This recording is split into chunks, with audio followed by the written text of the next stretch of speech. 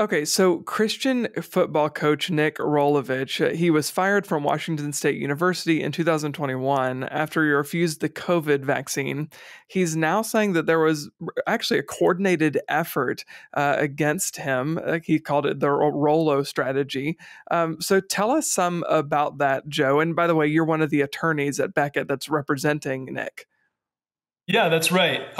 Yeah, this is a case about a head football coach at a D1 college who was fired because of his faith, put to the choice between his job and his religious beliefs. And that's just not something that should ever happen in America. So Nick Rolovich was the head football coach at Washington State University. 2021, he had led his team to a winning record. He was on a 3-game winning streak against some of his conference opponents. And if you're a football fan, you might think, oh, this guy might get an extension. Instead, he was fired. And he was fired because Washington State had implemented a COVID-19 vaccine mandate. He had discerned, according to his Christian Catholic beliefs, that he could not take the vaccine because of reasons having to do with complicity in abortion and therapeutic proportionality. These are things that many Christians around the country had discerned. And so he asserted a religious objection, asked for an exemption, which they had purported to make available, but they rejected that extension and fired him. And so this case is about getting justice for Nick Rolovich and getting justice for any American who's asked to choose between their faith and their job. Okay, so there was a previous court ruling that decided Rolovich's opposition to the vaccine was not sincerely religious. That's what they said. But you're saying in your case now that there was an internal review by WSU that found that his motivations were in fact genuine, and it wasn't until some higher-ups stepped in that that internal decision was reversed. So walk us through some of the minutia of the timeline. How did this happen? Yeah, you got it. So in order to have a religious exemption process, Washington State set up a blind review committee, and the idea was this is fair, right? It's blind. Let's take what the guy says, what the employee says about his or her religious beliefs, and evaluate is this sincere? Have they put forward enough that we can conclude that it's a sincere religious belief? And when Coach Rolovich, went through that process, the blind review committee said absolutely, and it's no surprise that it said that because he submitted a detailed explanation of his religious beliefs, the theological bases for it. He cited the fact that the vaccines had connections to aborted babies' tissue. He cited Catholic catechism teaching documents about when somebody could have a conscience-based objection to a medical procedure. And he noted that his priest and his bishop had both supported him. So he had the support of his clergy. So the review committee said, yes, he's sincere. But then Washington State's leadership came in and they said, no, he's not sincere.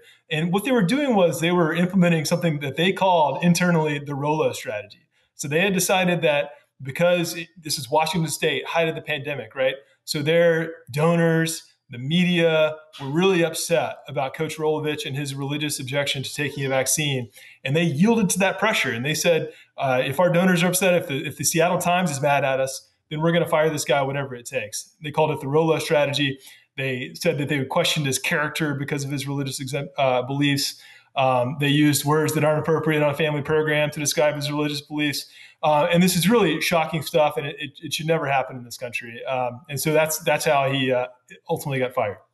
So when was it in that timeline of events that Coach Rolovich realized, okay, there's some other things at play here. There are people who want to make sure that I am fired because I don't want to take this shot? Yeah, I mean, I think that's the striking thing about it is that internally they were quite clear with Coach Rolovich that, it's because of the pressure from the donors, it's because of the pressure from the media. They said, we need you to be a leader and take this vaccine regardless of your religious beliefs. And it's only after the fact in the courtroom that they're coming back and saying, oh, yes, we had these safety concerns. And oh, yes, we really had these sincerity concerns. But at the end of the day, it's quite clear. They thought that it tarnished Washington State's brand. That's their words. To have a devoted Christian that stood by his beliefs and didn't take the COVID-19 vaccine. And the only thing that tarnished their brand really was their refusal to live up to religious liberty, which is what this country is all about.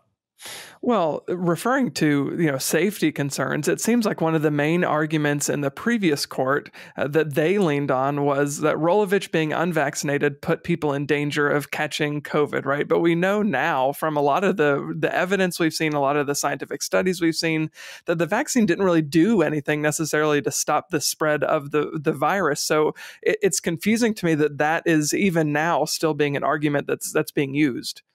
Yeah, and look, not only that, but even grant that the vaccine is highly effective, which of Sure. course is what they said at the time. Washington State's campus was 95% vaccinated. Like they were well above any level. If you assume that the vaccine stops the spread of the virus, they were above any level that would require them to make sure that this guy, every single last person, gets vaccinated. Right? Nobody thought that, even at the time. There are courts around the country that have addressed cases like this, and they've said exactly that. If you've got an overwhelmingly vaccinated community, and your whole premise is that the vaccine is extremely effective at limiting spread, then of course you don't have a strong interest in stopping this one employee from asserting a religious objection. So I think that's a great point. Now, Joe, too, let's step back even further and say, what if the vaccine was completely effective at doing exactly what the initial claims were that it did? I'll grant that. But then what legally is the recourse, right? Doesn't somebody's religious liberty trump the effectiveness of the vaccine? Shouldn't somebody be able to make the case, genuinely, like the coach did? I don't want to take this vaccine. And regardless of its efficacy, he should have that freedom. Yeah, in this country, you have to accommodate people's religious beliefs, and you have to do what you can to make that possible. So even if you grant that premise, as you said, right, you've got to see what else is on the table that we can do that will allow this employee to maintain his religious beliefs until the pandemic was never going to be permanent. Nobody ever thought it was going to be, right? So that's exactly right. There were hundreds of objectors at Washington State that they accommodated. There were objectors on the football team, players who were out there tackling people, breathing on people, playing football, that they accommodated. What it came down to was this guy was the head coach. They viewed that as a symbolic role, and they thought that if you're the head coach, at Washington State, you've got to be vaccinated. Your religious beliefs, notwithstanding. So that's ultimately what it was about. It wasn't about the safety points. So a lot of these mandates, as I'm sure you've seen, as our audience has seen, are not aging very well. The courts are ultimately siding in a lot of these cases with the complainant. They're siding with people like Coach Rolovich. And I think it certainly sends a chilling effect when somebody is fired because somebody else just unilaterally made the decision, not only that they don't like a person's beliefs, but that they don't even think that those beliefs are sincere. They're just not genuine. And like, how can you get into somebody's mind and make that decision? But talk about the larger religious issue at stake here. Why should this matter to all Americans? Yeah, it matters a lot because not every American, not everybody is like Coach Rolovich can assert their rights in litigation after the fact, right? You mentioned the word chilling effect. That's exactly right. Somebody, holds your job on the line. It makes it puts significant pressure on you to fold and to violate your religious beliefs, even if you really don't want to. It's coercion. Coach Rolovich was able to stand up in court and pursue his case. And other objectors have too. And you're right that some of these cases have been turning into wins lately, which is great. Not a lot of them have gotten to the appellate level quite yet, and so this is kind of one of the first ones along that cutting edge. And so it'll be very important to see what the Ninth Circuit does here. We're hopeful, obviously, if they're going to rule in favor of Coach Rolovich, and if they do, that'll set precedent, within the Ninth Circuit, which is a court that covers most of the Western United States, but also an early sort of appellate precedent that will help objectors nationwide. So it's an important case.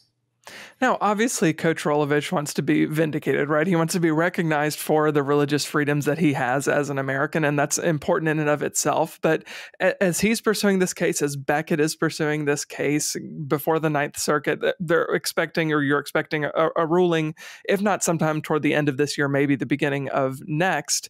What's the real motivation here? Why pursue this? Why not just drop it and say, you know what, whatever? Why is this something worth continuing to pursue at this point? Coach Rolovich never wanted this fight to happen, but the fight came to him, right? He was fired in the middle of the season because of his religious beliefs. And that's an injustice that needs to be corrected, inherently needs to be corrected. And that's why he's fighting this lawsuit. Yeah. Well, Joe Davis, I appreciate your time. Thank you so much. Thank you, Trey. Appreciate it.